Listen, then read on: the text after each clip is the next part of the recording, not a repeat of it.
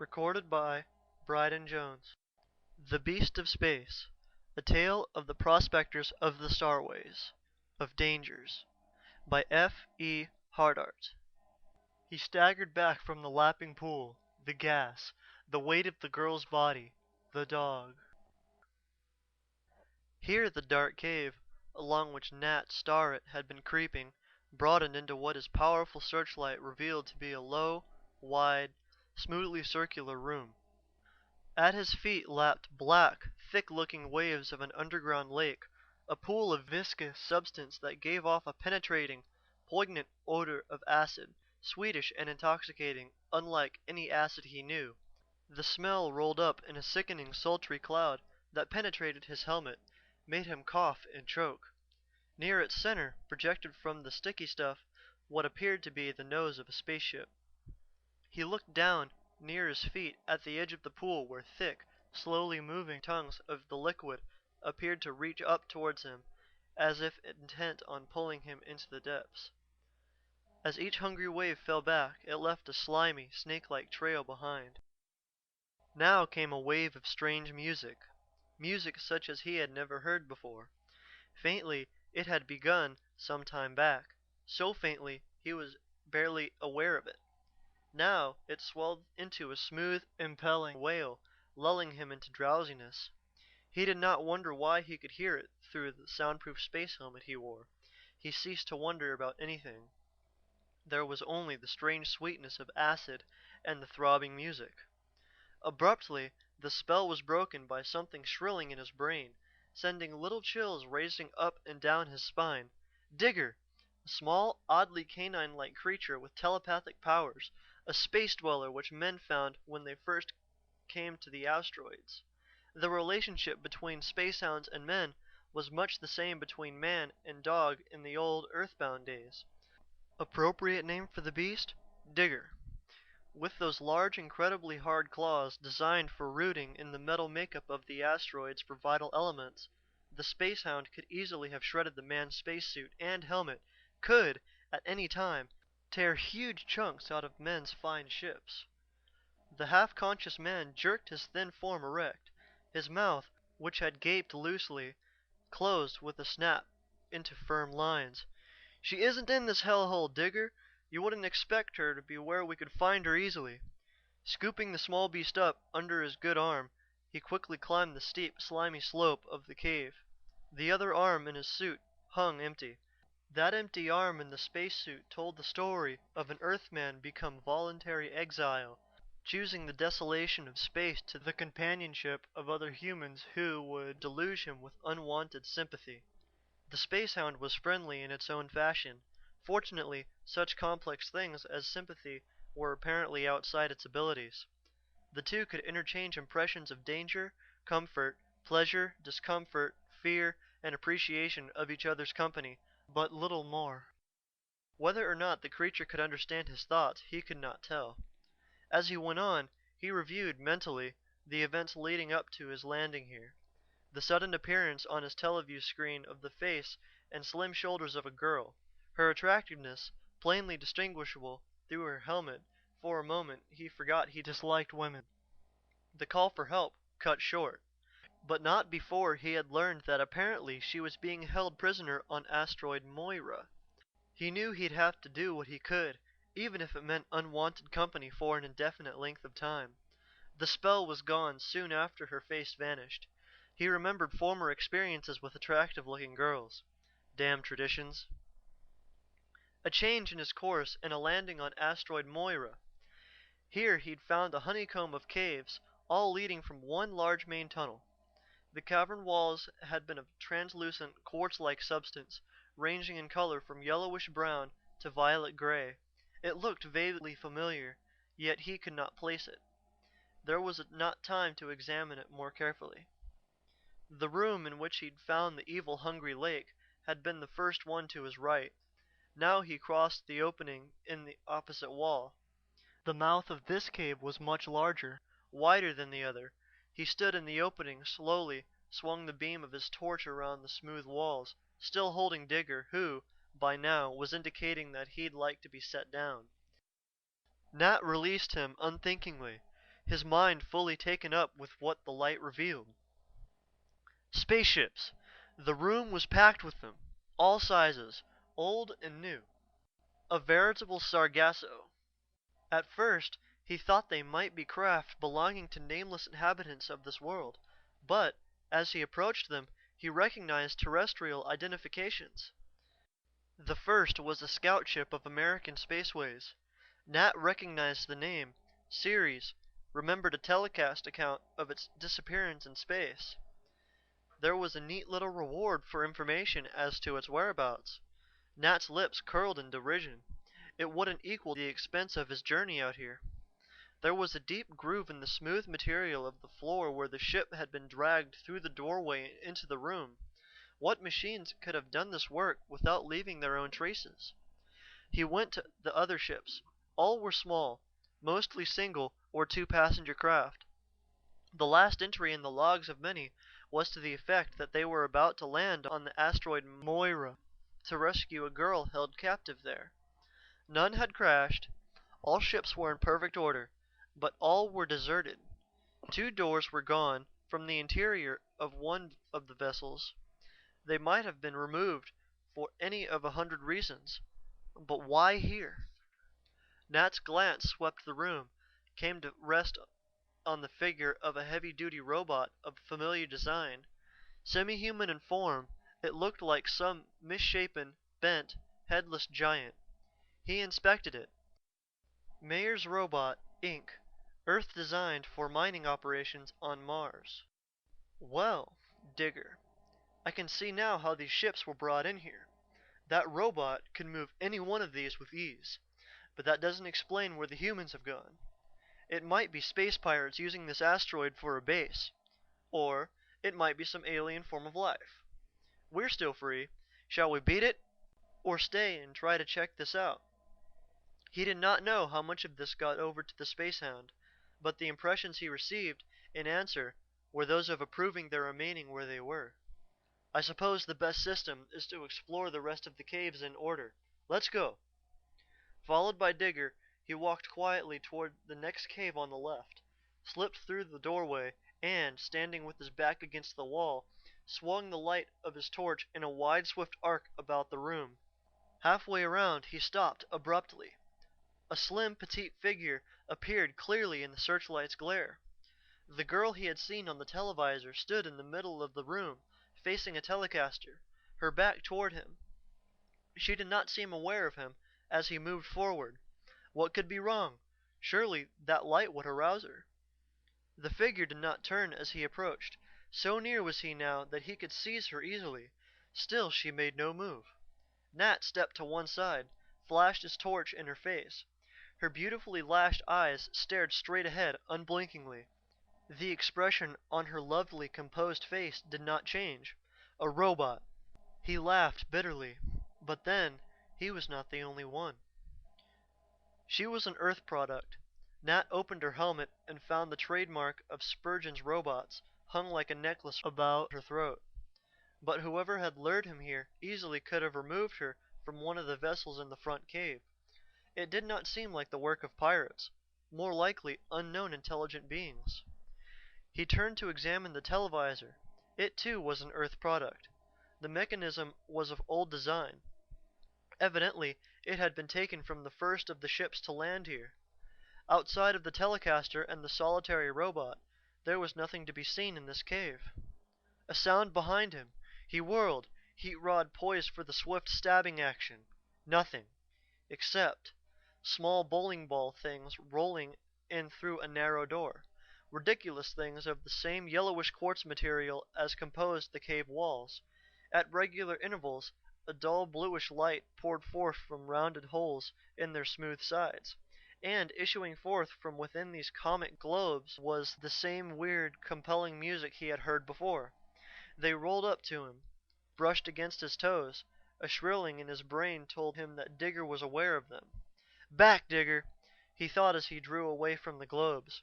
They poured their penetrating blue light over him, inspectingly, while the music from within rose and fell in regular cadences, sweetly impelling and dulling to the senses as strong oriental incense.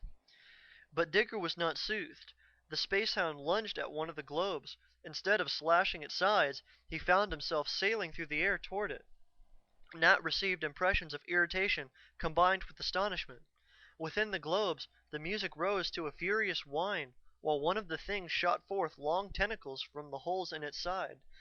Lightning swift, they shot forth, wrapped themselves around the body of the spacehound, constricting. Digger writhed vainly, his claws powerless to tear at the whip-like tentacles. Nat severed the tentacles at their base with the heat beam. He turned, strode toward the door, watching the spheres apprehensively out of the corner of his eye, ready to jump aside should they roll toward him suddenly.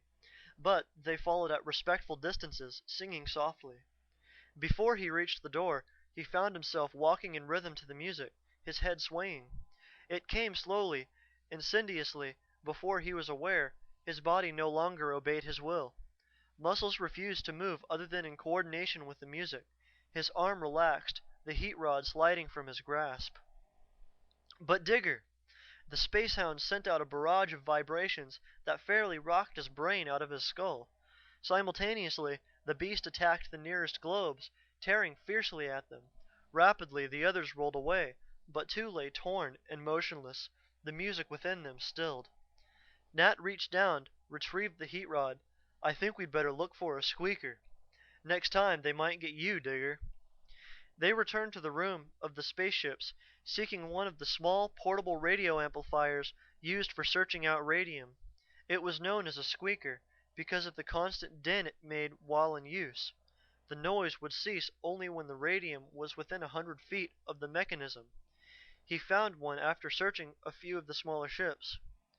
With the portable radio strapped to his back, power switched on, he started again down the main tunnel. The globes set up their seductive rhythms as before, but he could not hear them above the discord of his squeaker. Failing to lure him as before, they sought to force him in the direction they desired him to go by darting at him suddenly, lashing him with their tentacles. But it was a simple thing to elude him. Still remained the question, why could they want to lure him into that stinking pool of acid? He flashed a beam of heat at the nearest of the annoying globes. Under the released energy, it glowed, yet did not melt. But the tentacles sheared off and the blue light faded. The flow of music changed to shrill whines as of pain as its rolling ceased. The others drew back. He turned down another tunnel. They stopped at the caves beyond the one where he had found the robot girl. It was sealed by a locked door, one of the airlock doors from the space vessel, firmly cemented into the natural opening of the cave. Nat bent forward, listening, his helmeted head pressed against the door. No sound. He was suddenly aware of the dead silence that pressed in on him from all the sides now that the globes no longer sang and his squeaker had been turned off. The powerful energy of his heat beam sputtered as it melted the lock into incandescent droplets which sizzled as they trickled down the cold metal of the door. The greasy, quartz-like material at the side of the door glowed in the heat from his rod, but no visible effect upon it could be seen. What was that material? He knew. Yes, he knew. But he could not place a mental finger on it. He thrust the shoulder of his good arm against the heavy door, swung it inwards, stepped inside. The light of his torch pierced the silence, picked out a human skeleton in one corner. He hurried toward it. No, it was not entirely a skeleton as yet. The flesh and bone had been eaten away from the lower part of the body to halfway up the hips, as though from some strong acid. The rest of the large, sturdy frame lay sunken under the remains of a spacesuit, which was tied clumsily around the middle to retain all the air possible in the upper half of it. Evidently, some acid had eaten away the lower half of the man's body after he had suffocated. The face was that of a Norwegian. By one outstretched hand, a small notebook lay open with the leather back upward. The corners of several pages were turned under carelessly. Nat swung the torch around the room. It was bare. The notebook. Quickly he picked it up. The page on which the writing began was dated on May 10th, 2040, about 2 months ago. Helmar Swenson, my daughter, Helena, aged 19, and I were lured into the maw of this hellish monster by a robot calling for help in our television screen. This thing, known to man as asteroid Moira, is, in actuality, one of the gigantic mineral creatures which inhabited a planet before it exploded, forming the asteroids. Somehow it survived the catastrophe and, forming a hard crustaceous shell about itself, has continued to live here in space as an asteroid. It is apparently highly intelligent and has acquired an appetite for human flesh. The singing spheres act as its sensory organs, separated from the body and given locomotion. It uses these to lure victims into its stomach in the first cave. I escaped its lure at first because of the squeaker I carried with me. We set up these two doors as a protection from these beasts while we stayed here to examine it. But the monster got me when I fell and the squeaker was broken. My daughter rescued me after the acid of the pool had begun eating away my flesh. My Helena is locked in the room opposite this one. She has food and water to last until July 8th. Oxygen seeps in there somehow. The beast wants to keep her alive until it can get her out of the room to devour her. Here the writing became more cramped and difficult to read. I have put the key in my mouth to prevent the spheres from opening the door should they force their way into this room. Someone must come to save my Helena. I can't breathe. The writing ended in a long scrawl angling off the page. The pencil lay some distance from the body. July 8th. But that had been almost a week ago. He unscrewed the man's helmet, tried to pry the jaws open. They would not move. The airless void surrounding the tiny planetoid had frozen the body. Until now, it was as solid as the quartz cave walls. There was but one thing to do. The other door must be melted down. He leaped halfway across the room toward the door in the opposite wall.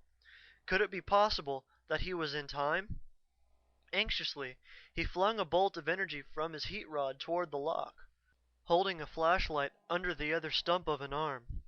The molten metal flowed to the door like a rivulet of lava. The door, hanging off balance, screeched open. Air swooshed past him in a sudden escape from the room. He squeezed himself through, peered carefully about to see a slim spacesuit start to crumple forward in a corner. The girl was alive. He started toward her. The slim figure pulled itself erect again. He saw a drawn, emaciated face behind the helmet. Then, with a fury that unnerved him, she whipped out a heat rod, shot a searing bolt in his direction. He felt the fierce heat of it as it whizzed past his shoulder. In his brain, Digger's thoughts of an attack came to him. He flung an arm around the spacehound, dragged it back as he withdrew toward the door. The girl continued to fire bolt after bolt straight ahead, her eyes wide and staring. They made the door, waited outside while the firing within continued. When at last it was still within, he peered around the corner of the room. She lay in a crumpled heap in the corner. Quietly, he re-entered, picked her up awkwardly. Through the thin, resistant folds of the spacesuit, he could feel the warmth of her, but could not tell whether the heart still beat or not. They would have to take her to one of the ships. Her limp form was held tightly under his good arm as Nat hurried down the main tunnel. Digger apparently realized that the seriousness of the situation, for he received impressions of "must hurry" from the beast and another creature, looking much like him, surrounded by small creatures of the same type, trapped in a crevice. "Aren't you a bit premature, old fellow?" he chided. Halfway there, the globes met them again. The things were not singing. From their many eyes poured a fierce, angry blue light. They rolled with a determination that frightened him. Yet, he strode on until they were barely a foot away. "Jump, Digger!" The spheres stopped short, reversed their directions toward the little group at a furious rate, flinging out long whip-like tentacles. One wrapped itself around Nat's ankle, drew him down. He shifted the limp form over to his shoulder, slipped out his heat rod. Quickly the tentacle was severed, but now others took their place. He continued firing at them, making each bolt tell, but their numbers were too great. Digger sprang into action, rending the globes with those claws that were capable of tearing the hulls of spaceships. But tentacles lashed around him from the rear, snaked about him so that he was helpless. The girl was slipping off Nat's shoulder. He could not raise the stump of an arm to balance her. It was stiff and useless. He stopped firing long enough to make the shift, even as the spheres attacked again. The bolts had put out the lights in fully half of the marauders, but the others came on unafraid. Nat straddled Digger's writhing body, held the spacehound motionless between his legs. At short range, he seared off the imprisoning tentacles, knowing that it would take far more than a heat bolt to damage the well-nigh impregnable creature. He swooped the dog up under his good arm and fled from the madly pursuing spheres, thanking nameless deities that the gravity here permitted such Herculean feats. The spheres rolled faster. He soon found that he could jump. So long as he was above them, all was well, but by the time the weak gravity permitted him to land, they were waiting for him. He tried zigzagging.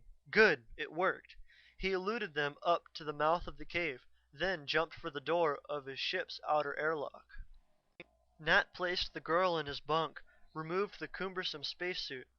Her eyes blinked faintly, then sprang open, but they did not see him. They were staring straight ahead. Her mouth opened and shut weakly as though she were speaking, but no sound issued from it. He brought her water, but when he returned, she had fallen asleep. He returned to the kitchen to prepare some food. "You're still running around in that pillowcase," he remarked to Digger as he extracted the spacehound from it. "Attend me now. We know why and how these people disappeared. It would take the space patrol ship at least a month to arrive here. I don't intend to perch on the back of this devil as long as that. And if we leave, old thing, it'll just lure other chivalrous fools to very unpleasant ends. And we've got to get this kid back to civilization. She needs a doctor's care, preferably a doctor with two arms." Digger's vibrations were one of general approval. "We could poison it," he went on, "only I'm not a chemist. Even if I knew the compounds contained in that reeking stomach, I wouldn't know what would destroy them. Might blow it up, but we haven't enough explosive. No, we'll have to get down into the thing's insides again. In fact," he paused suddenly, mouth open. "Congratulate me, Digger. I have it." The smell of burning vegetables cut short his soliloquy. He fed the starved, half-blind girl, then led her sleeping exhaustedly as he squirmed into his suit. No sooner had he entered the mouth of the cave than a half dozen of the singing sensory organs rolled quickly, yet not angrily, toward him. The beast was apparently optimistic, for the globes sang in their most soothing, seductive tones. They tried to herd him into the first cave on the right, but he had remembered the squeaker. They could not distract him. Effortlessly, he leaped over them toward the mouth of the cave on the left.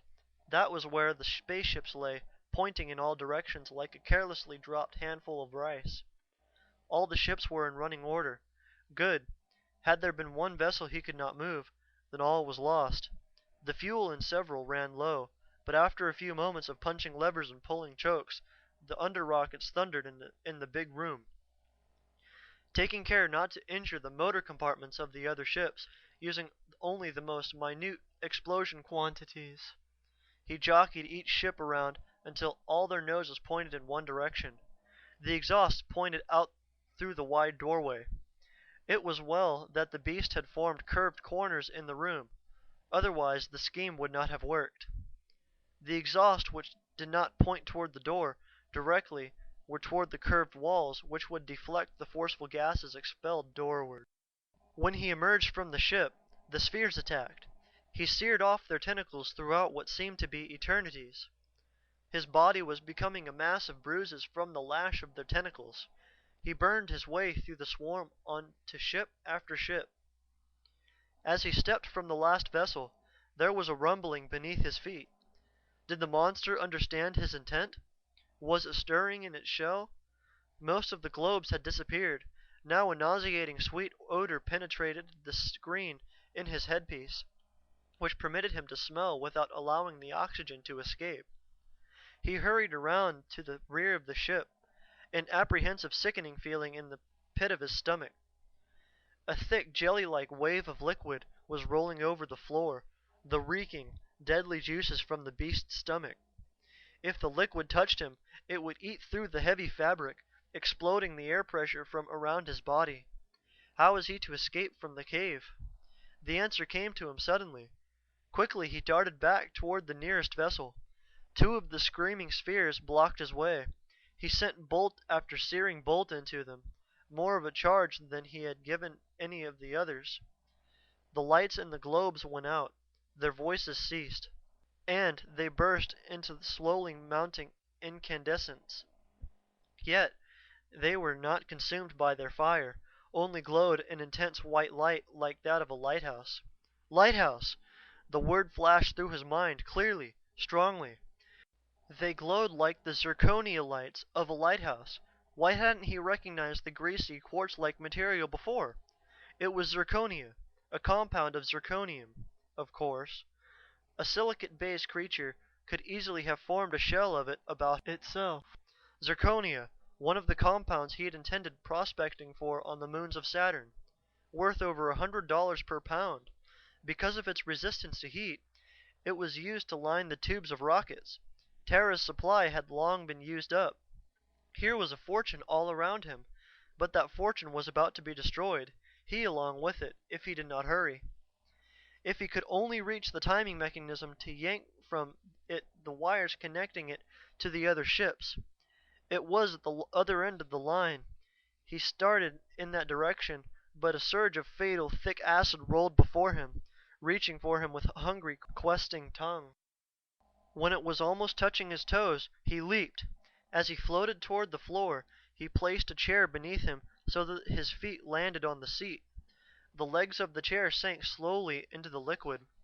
Again he leaped, his moment retarded by the fluid which now reached halfway up the chair legs, sucked and clung there.